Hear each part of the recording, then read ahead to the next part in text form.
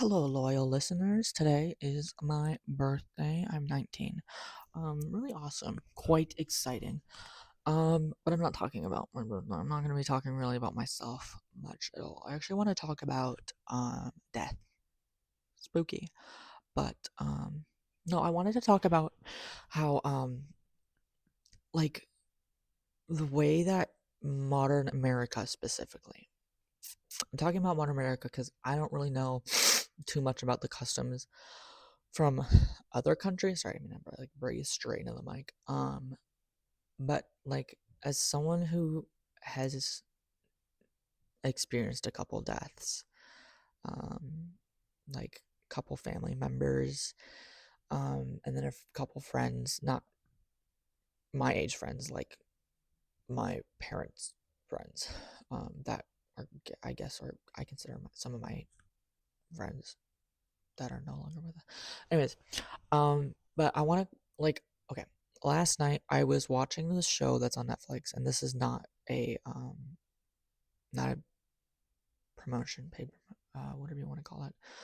Um, but it's just a show I really like. So if you like kind of like philosophical talks and really interesting and groovy background animations, I highly would recommend watching The Midnight Gospel on Netflix. It's really good. I don't want to get too into it now, but the second to last episode is really talks about this, and it's my favorite episode for this reason because if you don't already know, I want to be a mortician, and I find the concept of death and the things surrounding it very, very interesting. And I feel like it's not talked about enough, but I want to talk about it. Yeah. So there's this interesting concept that like sorry, someone's riding their dirt bike out in the snow. I live in the country and we have these neighbors that ride their dirt bikes, and I think it's interesting. They're kind of loud and noisy. Hold on, chill. Um, but yeah, so there's this concept from this show, or that like one of the guests on the podcast kind of talk about. It's like kind of like a excuse me, it's kind of like a podcast. It's like podcast, like people like as if they're talking on a podcast, but I don't even know how to explain it. It's really good. It's really really good.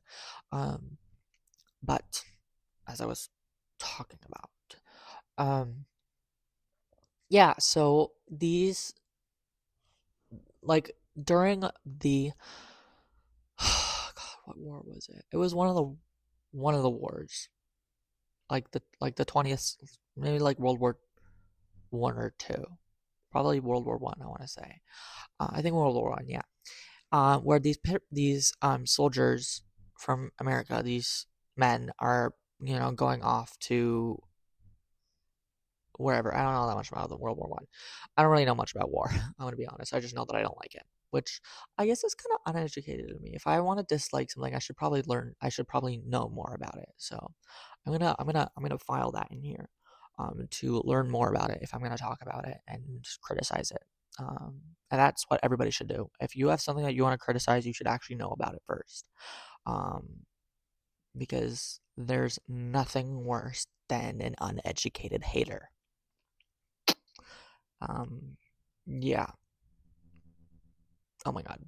Okay, back to my story. So during World War I, there were there were men dying, halfway across the world or wherever, and like their, bodies are being, shipped back or flown back or not flown back. I don't. Did they have airplanes? I don't know. I don't know. I'm so sorry.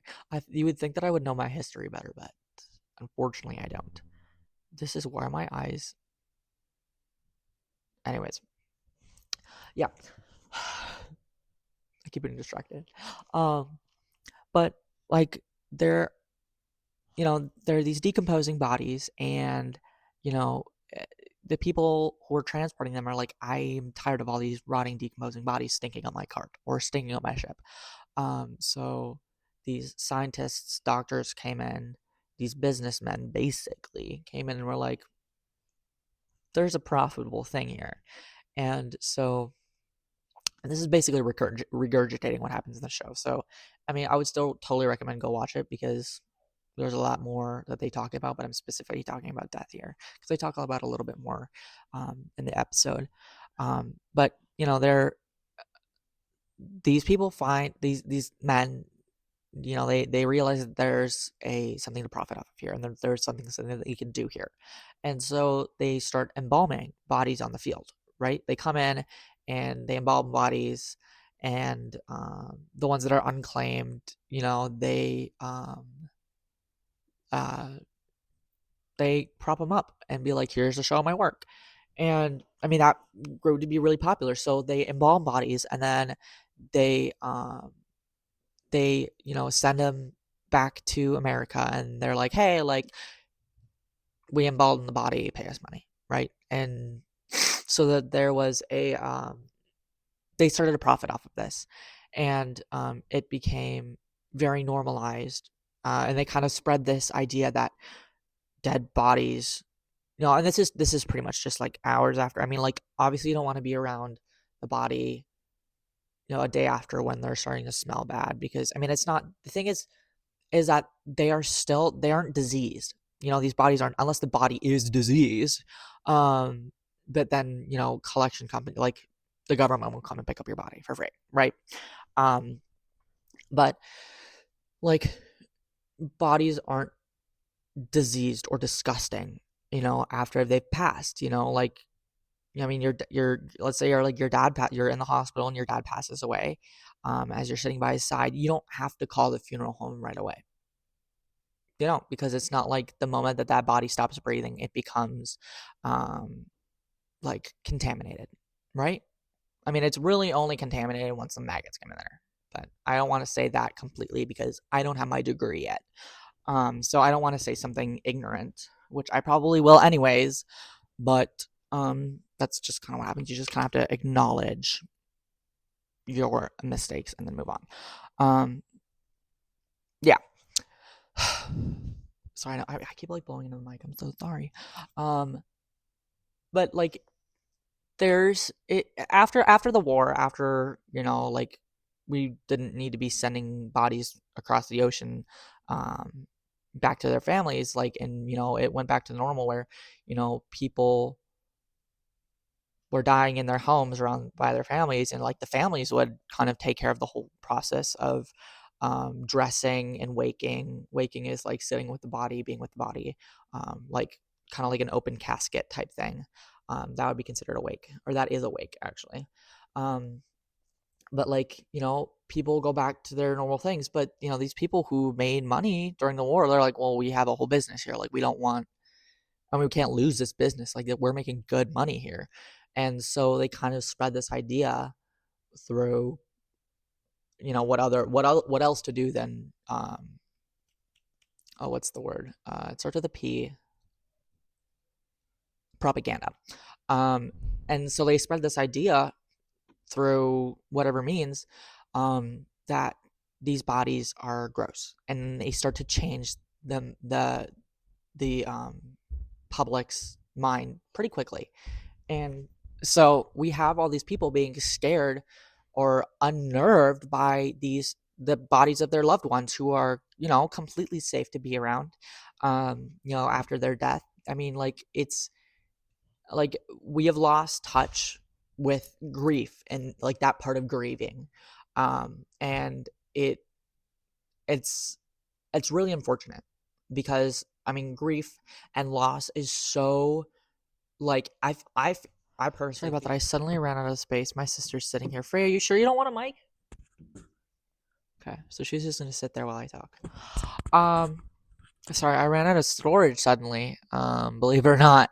Yeah. So I was talking about how important grieving is.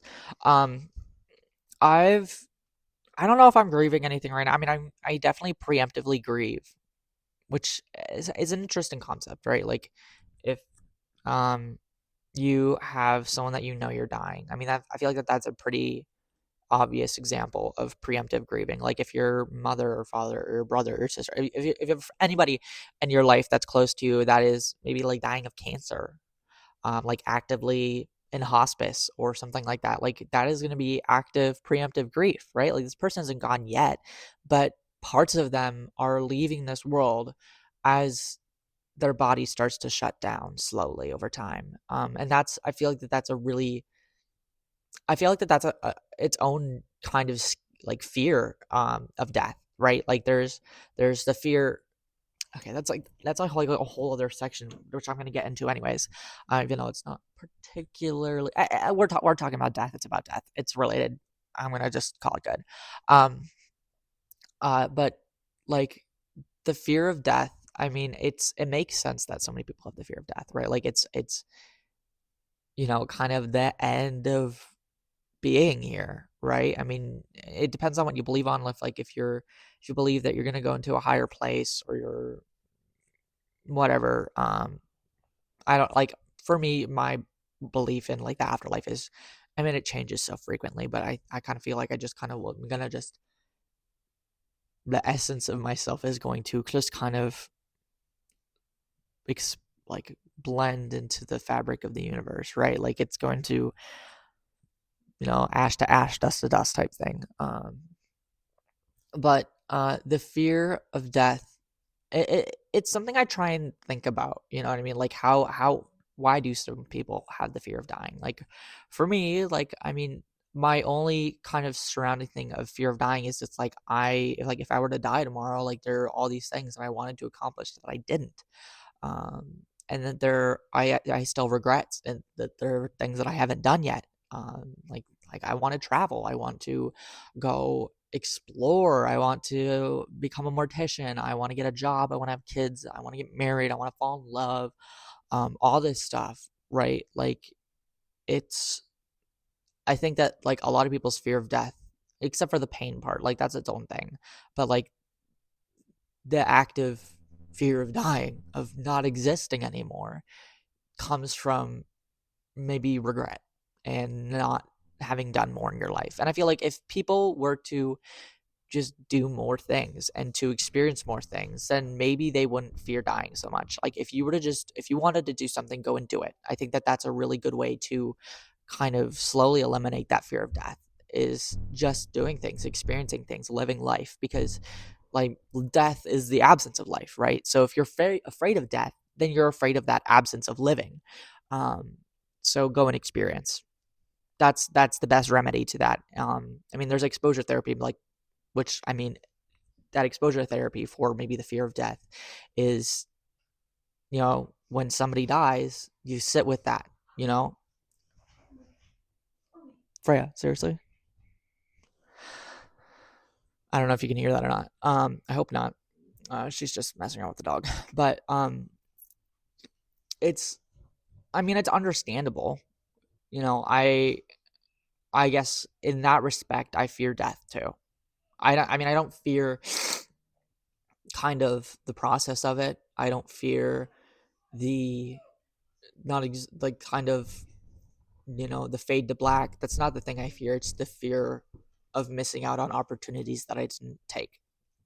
Um, like that regret that will come with it. That I wish I had done more. And that's a very real thing. And I think a lot of people experience that. I think everybody experiences that, like wishing that they did more.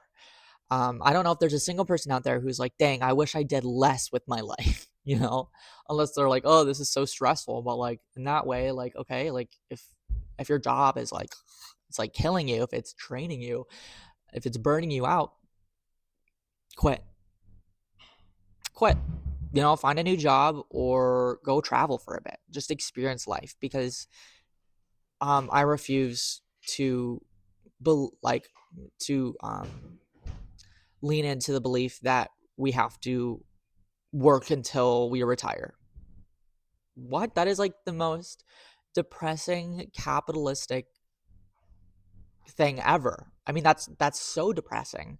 I do not want to just go to school, learn, work my ass off, burn my ass out, and then get a job afterwards and then work that job for the rest of my life. That sounds miserable. Oh my God. Like the idea, I mean, doing an office job at 9 to 5 for a little bit. Okay, cool. Awesome. Let's do that. Let's get my money up.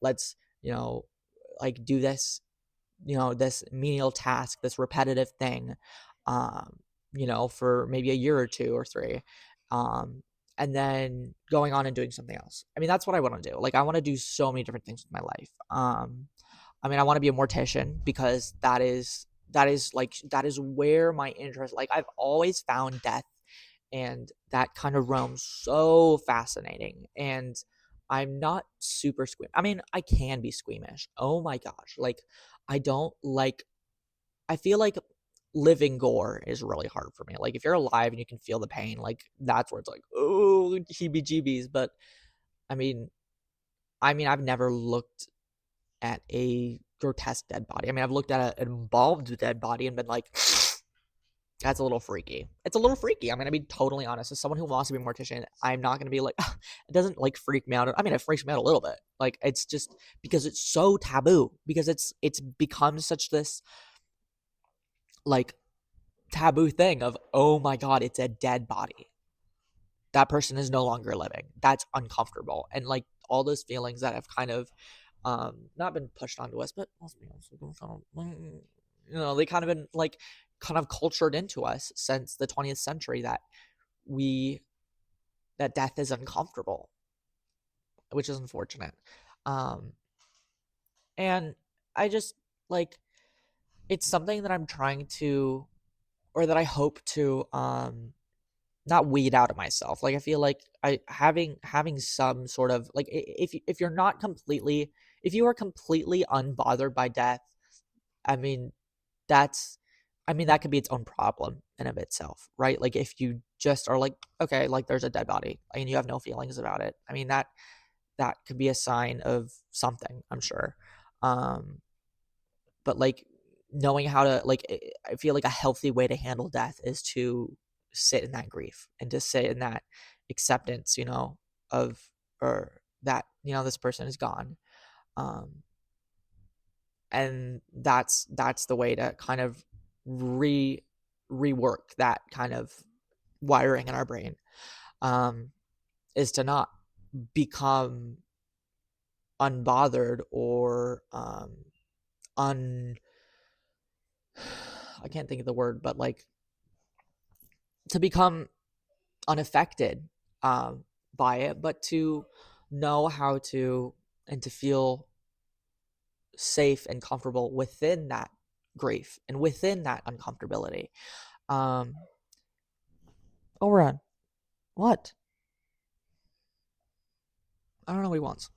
Probably to go outside, but he goes outside all the time. And he just goes out there and he doesn't even use the bathroom. He just stands there. It's weird. He's probably bored. I don't know. You've got like two other dogs to hang out with, bro. Shaking my head. Um, yeah, and this, I don't even know if you can hear it. As I was saying, um, yeah, um, just like the stripping away of the, I want to say, I don't want to, the, oh my goodness, the stripping of the weight of it, I guess, or the the naturalness of death, because it's kind of just pushed, especially in Western culture, like, death is pushed away. It's not. Oh my god, these dogs are driving me insane. Okay. Oh, what the hell? There we go. But like, there's a lack of like something, right? Oh, this phone. I'm propping it up on my window right now. That's why the lighting is so. Um, but yeah, if you want to kind of overcome this stigma that has kind of been put in place by what is likely rich white men, I would I would bet all my money on that it was a white man that kind of invented this death industrial complex, as I am going to call it, because that's kind of what it is. It's like, it's death has been industrialized. Yes, yes, that's exactly. Death has become industrialized. It's become a something to capitalize off of, right? Like caskets are so expensive and burials are so time like like I mean I think burials should be time consuming. I think that death and sitting with that should be time consuming because it's something that is worth that consumption of time. But like it's not worth the consumption of money. Like for something that is so common, it is so expensive, right? Like and I mean I can make this the same argument. It's also tampons, period products so common, yet they're taxed. What? They have a tax on them for something that happens every month for 50% of the population? Well, actually, over 50%. I think it's like 51 or 50, like between 51 and 55% of the population is female, which amazing, cool, awesome. I love that we outnumber them, men. Um, and you can be angry at that if you want. I don't care. Um, I'm gonna keep doing me. Um, but like, it's it becomes such a trivialized thing, like this hyper. It really bothers me. It really, I don't know if you can tell it bothers me, but it really does. Um, like I wish that, and this is what I want to do within my career, of course, is to kind of improve upon this and try and make this super common and super human thing a less expensive. B, I want to make it more personal for the people, for the families, right? Like I feel like it's not personal enough. It's just kind of like, okay, like here is the way you go about it. You check the boxes and you check like so many people, even myself included, thinks that grief is linear and it's not. It's secular, right? Like it's grief is a cycle. It is going to, you might, you know, go through all the 5 stages and get to acceptance, and then a couple years later like something comes up and you feel these emotions again, and that's normal. Like that's supposed to happen. You wouldn't be human if you didn't grieve. um because it's so important to being human, and I keep saying this over and over again, but like I really do want to emphasize um like how normal it is and how important it is. But like it's like grief and death. I mean, they're both cycles. And it's not like the end isn't the end in the way that you think it is, right? Like I mean, if you're the one who dies, I mean, you might believe that that's the end for you. Like if you're a staunch atheist who believes that there's nothing out there, once you die, there's nothing. Okay, cool. Like that is that is your belief, and that is what is going to get you through the day. That's when it's like if that's what you believe in, who who who has the right to tell you that you're wrong? Because nobody knows. Like nobody truly is 100% clear on what happens, right? Like I mean, there's we know 100% what happens in the physical aspect. Our heart stops beating, our we stop breathing, our muscles relax, and then they contract and then they relax again. We know that our brain stops sending signals, all these things. Like there's the physical, the bodily kind of knowing what happens when we die and what comes after, which is the decomposition. But the spiritual aspect is obviously, as everybody knows, so completely debated. And that's okay. I think that debate on death should continue to happen because it again it connects us back into death. Hold on. If I wanted to be in a quiet space, I could go downstairs, but the lighting is not good down there. The lighting is just not good. Plus, I like being around people. I like being in the living room. Yeah. Back to my tangent. I feel like the focus is weird. I don't know. But yeah, like I mean, the conversation around death should never cease. Like I feel like if we find out an answer to what comes after death in the spiritual sense, like I just I don't think I want that. I think it's good for people to have differing opinions and differing beliefs on what happens, because I mean that opens up a conversation it opens up the conversation around death and invites more people in to talk about it. Obviously, you shouldn't get angry at people for their beliefs. Like, that's just childish. Um, and just don't do it. Like, there's no point, right? I mean, you can give your opinion and let them ponder on it, and they can choose to believe it or not. I mean, you can't hold someone down and force them to believe something. You can hold someone down and force them to say something, but everyone's beliefs are going to be different, pretty much. I mean, unless it's a cult. If you're told that you can't believe anything else, that seems a little culty to me. Um, that's a whole other conversation. I love talking about cults too, like the idea of it, and then the kind of practices around it. I love it. I love talking about it. I love talking about taboo things. But yeah, like it's not.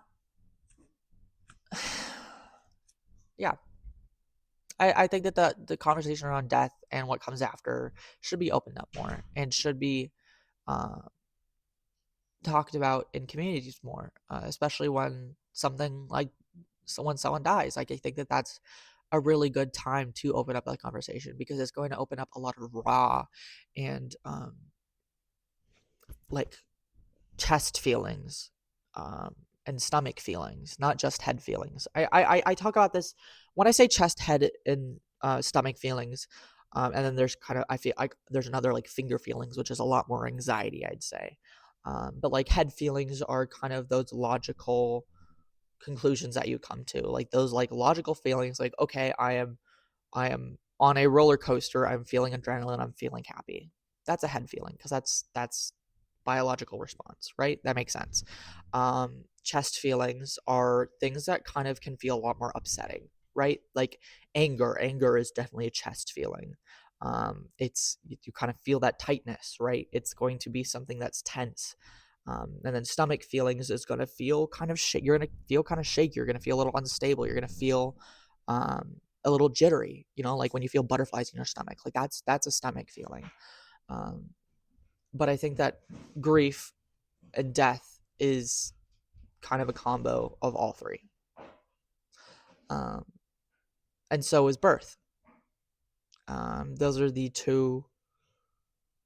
like the two most potent times of emotion and hormones and experience. Like these are this is the beginning and the end of the circle that continues to wrap around. I mean, there's no beginning or end of a circle, but like in the metaphorical sense, if you know what I mean. um, but like, when a mother gives birth to her child or their child or when someone gets birth, because I don't want to be exclusionary. I'm not an exclusionary person. um, but like when someone gives birth and you have that child, you're doing that skin to skin. That is such an important time for bonding, right? Like that is going to be an almost unbreakable bond. And then like it is so important, right? And it's because like that person is now in this world, and this person is going to experience all of these different things that come with life. And in that moment, when that child is just there, in that mother, or I'm just going to say that I'm going to use mother as a kind of umbrella term for birther. Okay, just go with it with me, because like I understand. The term, it's easier if I have one term that I'm using that's commonly understood. But like when that mother is there with their child, and it's in that moment, and it's just the two of them. That is, or I mean, it's, if you have twins, it's gonna be the three of you, but you know what I mean. Um, like that is a really, I want to say, I'm pretty spiritual, so I'm gonna say it's like a very spiritual moment. It is a very there's so many things happening in that moment, in your body, in your mind, in your soul, if you believe in that. um and that same kind of importance should be held with that, because it is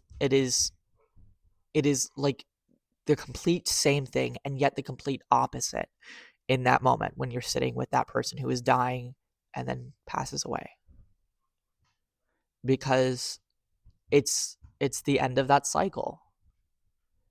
And it can be a really beautiful thing if you let it. um and I mean, I feel like that there needs to be more counseling around it. Like we need to reduce that stigma. Like the stigma around birth, it has its own shit. It has its own complications. Um but the stigma around death, I feel like, is a lot more widely known. Murphy, are you serious right now? Thank you. Um and yeah, I feel like if we're able to reduce that stigma, people will be a lot happier and we'll be able to go through that process of grief a lot more smoothly and a lot more healthily, um, because it's like the phantom limb, right? Like your brain is still sending those signals, but they're kind of just. I mean, they're like if your arm, sorry, I shouldn't be. If your arm got amputated at the elbow or something. Yeah, that's an elbow. Yes. I used to confuse elbows and shoulders when I was a kid. I don't even know. But like you get amputated at the elbow and this part of your arm is gone, like, excuse me, your brain is sending signals. So you'll have that phantom limb thing, but because your brain doesn't quite compute that that thing is missing. And I feel like the same thing can happen in death, where in or in grief. Like you're if you aren't able to take the time that you need to sit with the fact that that person right in front of you won't wake up. I mean, that's so important to allow your brain and to allow your body to understand and to be able to wrap its head around your head around it, right? Um and so if you just kind of be like, okay, like this person's dead, let's call the funeral home. And they come within 10 minutes and that body is gone and then you don't see it until the funeral. And then that funeral you talk about the person's life, and then within the next couple hours that person's in the ground. So you don't really have the time to sit with that person in the state that they are, in the state that they end up. um and it it makes it, I feel like it would make it a lot harder to move on, just because you don't have that last image. You don't have that last feeling. You don't get to allow yourself to feel those emotions. Um, I feel like I can describe maybe this feeling akin to the end of a really good movie, a movie that really changes your brain chemistry. Like when I watched Interstellar for the first time, I watched it in IMAX in a movie theater, this big screen with the really like the surround sound. Like, I mean, I'm talking this huge screen. And it was the first time I watched this movie, and I wanted to watch this movie for so long. And my dad got tickets for me and my cousin, and we went, or my me and both my cousins. We went to the movie theater and we watched it. And I I that movie is so incredible, by the way. But I could feel everything. Like I felt so connected to all the actors and all the scenes, and especially these really cinematic shots, especially of the black hole. I love that scene. Being able to see that on this massive screen and just like put my mind like force myself. Well, it wasn't that hard, but like to like really put myself in this state was incredible. And at the end of the movie, after the credits were rolling and like the music is playing, I kind of just sat there. We all kind of just sat there, and I just kind of absorbed kind of this experience and the fact that I will never be able to experience this movie the same way again. And I think that we need to do the same for death. I feel like it's the same kind of I mean, grieving over a loved one and then grieving over the end of a movie is, I mean, obviously very not as easily comparable, but that kind of, I feel like I can still kind of try and compare that feeling. Obviously, one is going to be a lot more intense. Um, but it's, I just want to kind of try and explain how maybe that would go about. Um, yeah, I just, being able to be more in touch with death is really important. So, um, and doing practical exercises like, okay, like, what happens if my family dies? Like, sometimes I do that unintentionally, where um I'll be listening to music and then all of a sudden I'm like, oh my god, what if we get into a car crash and I'm the only one who survives with my family? And like, I mean, I can get really emotional over that.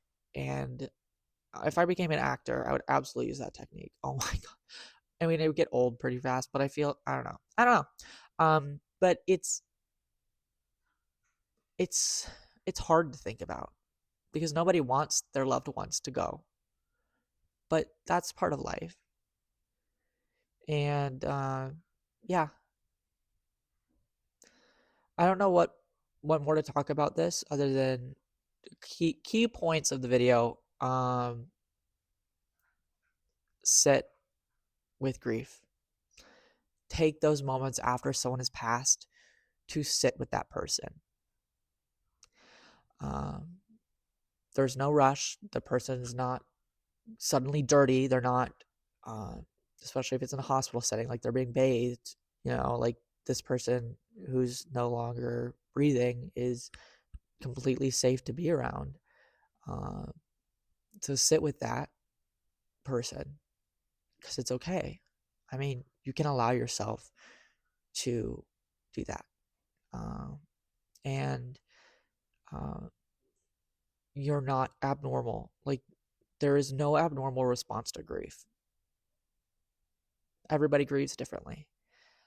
Um, yeah, I another key point is death and all that's like the cost of death. I've honestly, I feel like it should be free. I don't think it should cost anything. I feel like it should be funded. Um, but I mean, that's just me. I mean, how are people going to get paid? I mean, we live in a capitalist world. Unfortunately, I'm a socialist, believe it or not. Um, yeah, yeah. Um, have a good morning, afternoon, evening, or night. And if you want, you can like and subscribe. I don't do it for the views, and I know a lot of people say that, but I really don't. I kind of use this as a way to process stuff. Um, and to help other people process. I mean, I don't do it for the likes of it. Like I just like I mean, maybe I do it for the outreach to kind of like give people insight to educate, but I don't do it for some nefarious like shallow thing. Yeah, happy birthday to me. If it's your birthday, happy birthday. Um, and yeah, have a fantastic have a fantastic. Goodbye.